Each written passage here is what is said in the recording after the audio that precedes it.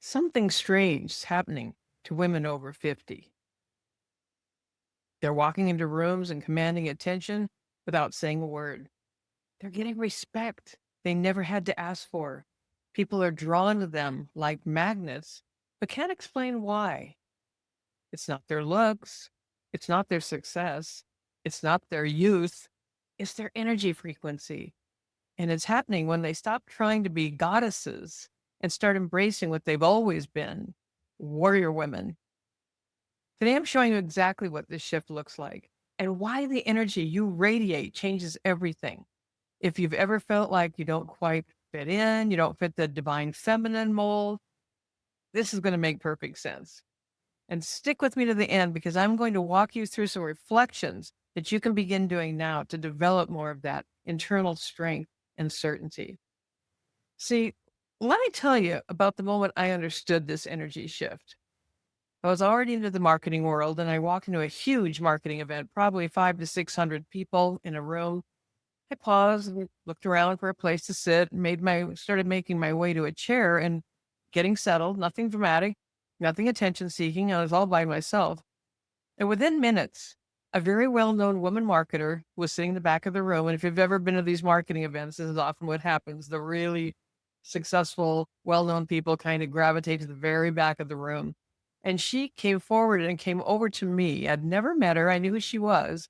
And she asked my name. She introduced herself. And then she said something I'll never forget. She said, I knew when you walked into the room that you were someone. Now, we're all someone, okay? But what frequency was I radiating in this room full of strangers that made her notice me out of 5 to 600 people? Later that very same day, another I'd taken some courses from, I'd gone to some of her other events, and she was one of the speakers, also someone very well known. She came up to talk to me, and I was telling her about some of my plans for what I was going to do in my business. And she stopped and she looked at me and she said, you're a force of nature. That's the difference. That's what happens when you stop apologizing for your presence and start owning it. Dogs can sense it, horses can sense it, and you may know this about your animals. They can sense our energy, and so can humans. When you shift from the goddess energy to warrior energy, people feel it before you even speak. So here's what warrior woman energy actually looks like. It's not loud. It's not aggressive. It's steady certainty. It's the energy that says, I belong here and I'm not asking for permission to exist. That frequency is unmistakable. Your presence is your power. And when you own it, others feel it. You know, I never called myself a goddess, never, ever. Even when everyone else was embracing their divine feminine and this was the way it was supposed to be with the energy, there was always this little flame of rebellion in me that said, that's not really who you are, Gina. I didn't have some high powered corporate job to walk away from. I worked as a secretary, a cashier. I did childcare. I was a licensed daycare provider in my home for a while so that I could be home with my kids. Hard work. I was licensed to take care of 3 children under the age of 2, along with my own 2 children. None of this was elevated, important work, not what anyone would consider to be elevated. Nothing that screamed warrior woman. I also started my own typing business. I'll never forget when I got my first IBM Selectric typewriter, big blue, heavy typewriter. Maybe you remember them. I was so proud that I had my own typewriter. I felt like I'd arrived in the big leagues when I had that typewriter. I named my business Tina Types. And that's what I did. Not exactly warrior mentality, right? I was still in survival mode. But here's the thing. That little flame of rebellion never went out. That pride in my blues IBM Selectric typewriter, that was my warrior energy in embryo. The determination to build something, even something small, the courage to start. Warriors don't wait for permission. We don't wait for the perfect moment. We work with what we have. My typewriter, my kitchen table, my determination. That's how warriors are built, one small act of courage at a time. Here's my courage building framework that I wish I'd known then. And this is something that I possibly will help you now if you're looking at building that courage muscle a little more. So let's start with a micro courage practice. Every day, do one thing that scares you slightly. If that terrifies you, okay, just slightly. Ask a question in a meeting. Wear the bright lipstick. Color your hair if you've always wanted to. Take up space in the coffee shop. I can't even tell you how many women have come up to me and said, I wish I were brave enough to do that to my hair. That always amazes me. Or their husband won't let them. They wish that their husband would allow them. Also, not one I really relate to. The thing is, your nervous system learns courage through repetition, not through giant leaps, but that little 0 to 1 step beginning.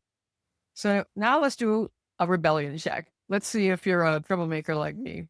When everyone says yes, ask yourself if you mean it. When everyone says that's just how things are, ask yourself if that's how they have to be. That little flame of rebellion, that's your compass. The goddess archetype asks you to surrender. The warrior archetype asks you to trust yourself. There's a big difference. Courage isn't the absence of fear. It's feeling the fear and doing it anyway. With a blue IBM typewriter, if that's what you've got. So courage is a practice, like a muscle that we're going to flex. It's not a feeling. It's a practice. And it's a decision. And it starts with whatever you have. There was a season when someone wanted to end my life. We were living on a yacht in Seattle. When I escaped from that, we spent 2 years being stalked by this individual. 2 years of hypervigilance. This wasn't goddess energy time. This was pure survival warrior mode. Protect my children. Keep us safe. What I learned during those 2 years changed everything about how I see resilience.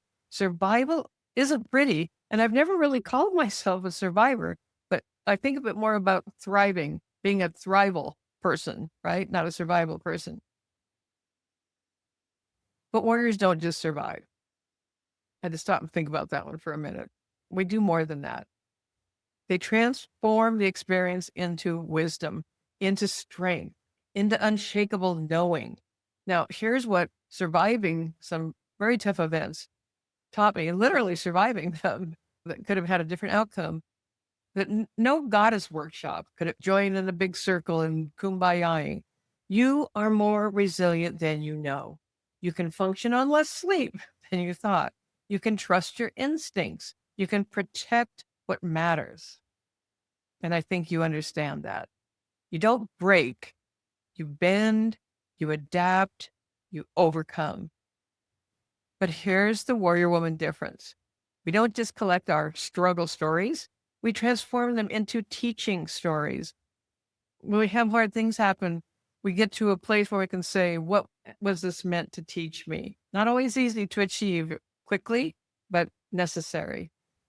Every scar becomes a signal that says, I'm still here. I'm still thriving. I'm still building. I'm still growing. I'm not done yet. So let's look at the survival to strength process. We might even say survival to thrival process. First, acknowledge what you survived without minimizing it. Just face it head on. Second, identify 3 skills you developed, practical, real abilities that you gained from that experience. Third, name the inner knowing you discovered. What have you learned about your own capacity? And maybe you're going to look back at a time and do this, something that happened in your past that now you're going to take another look at. 4, share the teaching, not the trauma. Focus on wisdom gained, not wounds suffered. Sometimes that takes a little time of just healing, and then we're able to do that more easily. When I share the story now that I was just talking about with you, I'm not sharing it as a victim. I'm sharing it as evidence. Evidence that warrior women don't just survive hard things, we alchemize them into power. That's the frequency people feel. That's what they sense from you. That's what makes them cross a room of 500 or 600 people just to say hi, right? Your survival stories are your strength stories and transform the trauma into teaching. Now, for years, I didn't trust myself. I didn't believe in myself enough. I felt like I needed validation from someone before I could make a move, if it was going to be the right thing, or I might keep on ruminating or hashing it over more and more. Underneath that uncertainty, there was like that little flame of rebellion I'm talking about and said, but what if I'm right? What if I really am? The goddess path tells you to surrender your will, to just go with the flow. The warrior woman path tells you to develop your will, to strengthen it, to trust it. And let's be honest about what goddess energy has looked like for generations of women. The domestic goddess, compliant, service oriented, often voiceless, don't bother having an opinion, just look pretty, don't rock the boat, keep everybody comfortable. I know there are jokes about the domestic goddess. There are television shows that emphasize that. But there's truth underneath those jokes. And that truth isn't funny at all. We've been told that surrendering our voice is somehow spiritual, that not having opinions makes us peaceful and just nicer to be around, that serving everyone else's needs before our own is noble. But here's what I know. Now more than ever, women need to have a voice. We need to be seen and heard, not silenced, not marginalized. Been there, done that, not going back. I know this might be a little polarizing for some, but I'm saying it anyway. The world doesn't need more women who shrink to make others comfortable. It needs women who stand up, speak up, show up as who they really are. Here's what I wish someone had told me. That need for external validation isn't humility, it's fear. And courage is on the other side of that fear.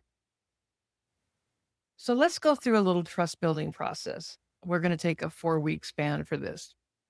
Week 1, you feel like you need to develop some more of that muscle. Small decisions. Make 10 small decisions without asking anyone's opinion, just over the course of a week.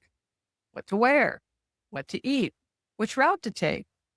Train your decision-making muscle. Week 2, medium stakes. Make decisions that affect your day, but not your life.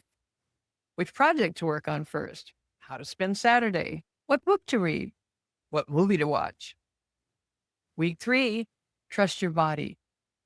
When someone asks your opinion, notice your body's response before your mind jumps in. Your gut knows before your brain catches up. Your heart knows before your brain catches up. And then we get to week 4. Voice your truth. Say what you think once a day, even if it's different from the group. That does take courage, even if it's unpopular. What I'm saying right now might be unpopular. I'm well aware, but I'm sharing with you what has been my experience and what I believe in. Here's what changed everything. I stopped asking, what should I do? And I started asking, what do I know to be true? Warriors don't need permission. We need practice, trusting our own knowing. That energy of self-trust is what people sense. It's steady, it's certain, it's not arrogant, it's grounded. When you trust yourself, you stop looking around the room for approval. You stop checking over your shoulder to see what everybody else is doing. You stop shrinking. You stop apologizing for taking up space or being too loud. Self-trust is a skill you build, not a gift you're born with. Practice it daily. The bravest boundary I ever set was stepping away from my family of origin. And this is not something I'm saying that you should do. It was something that was necessary for me because healing takes 2 or more willing people. And sometimes that door just won't open, even when you've been battering on it, pushing on it, trying so hard. And eventually I chose a different door. And it was this: I forgive you. I release you. I set you free. I didn't say it to them directly. I said it in my heart. I said it from my soul. And when I did that also, by the way, it was like other doors, emotional, psychological, financial, all of those doors just started flying open. It was like a visual thing for me. And my income changed. The way I was working changed. A lot of different things started happening when I made that decision. That boundary wasn't about punishment. It was about protection. Every boundary you honor becomes an anchor in the foundation of who you're becoming. It holds you steady when the storms come, because they will. So let's talk about the warrior woman boundary framework. Back to our steps. Step one, identify what you're protecting. Not just my time, but my morning creative hours. Not just my energy, but my emotional capacity for my children. Get specific. Step two, communicate once and clearly. For example, I don't discuss my personal relationships at work. Is way clearer than I'm pretty private. Direct communication respects everyone involved. Step three, follow through every time. Boundaries without consequences are just suggestions. Your integrity depends on your follow up. Here's the warrior woman difference. We don't set boundaries from anger. We set them from love. Love for our future selves, love for our energy, love for what we're building, love for our family, love for ourselves. And when people get upset about your boundaries, that's information. It tells you they were benefiting from your lack of boundaries. That might give you something to think about. The energy shift when you set real boundaries is immediate. You stop bleeding energy in 1,000 small ways. You stop resenting people for things you never told them bothered you, like they're supposed to be able to read your mind. You start showing up as who you actually are instead of who you think they need you to be. And so let me say that one again. Show up as you actually are instead of as who you think they need you to be. You see, boundaries aren't walls. Again, they're anchors. They keep you grounded in your truth, the good kind of anchors. This isn't about finding your warrior goddess or some hybrid identity. This is recognizing what you've always been and giving yourself permission to be it fully. You know, my mom lived to be 100 years old. She was kind of soft-spoken, small. On the outside, seemed just like this kind of gentle, soft little lady. But she had a core of steel on the inside. We didn't always agree. And yes, I had to go my own way eventually. But I respected that because that's the vision. Love that's warm, spine that's strong, grace under pressure, kindness with boundaries, courage in action. So here's a quick vision exercise for you. Write down 3 women you admire, not for their achievements or how much money they're making, but for how they show up. What qualities do they embody? How do they move through the world? That's your blueprint. You can embody those qualities, those 3 specific things that you admire about them. You can begin to embody those qualities this week. Because vision without action is just daydreaming. Action without vision is chaos. Warrior women have both the vision with the action and the action with a vision. We have both. You don't need to become a warrior woman. You need to remember who you already are. You already are one, because I know you've been through things in life too. So what's the something strange that happens when women choose warrior over goddess? They start radiating a frequency of unshakable certainty. They walk into rooms and people notice. They speak and people listen. They set boundaries and people respect them. It's not magic. It's energy. It's the energy of someone who's stopped asking for permission to exist. If this resonates with you, subscribe for more real talk about identity and power. If you're ready to fully step into your warrior woman identity, you might want to check out Be You School. It's where we do the deeper work. We do work like this every week and more, building your next chapter with courage, with boundaries, and with unshakable self-trust. That's what this is all about. That's the switch that we make in our minds, the change in our brain that allows us to bring out that identity of who we really are, who we've always been underneath all of that. Because you know what? It's not too late, and we're not done yet. The link for BU School is in the description below if you want to check that out. And remember, you're not stuck. You're ready to remember who you've always been. And remember to subscribe, to comment, and share with us. What is something that you are moving through? What is something you have moved through?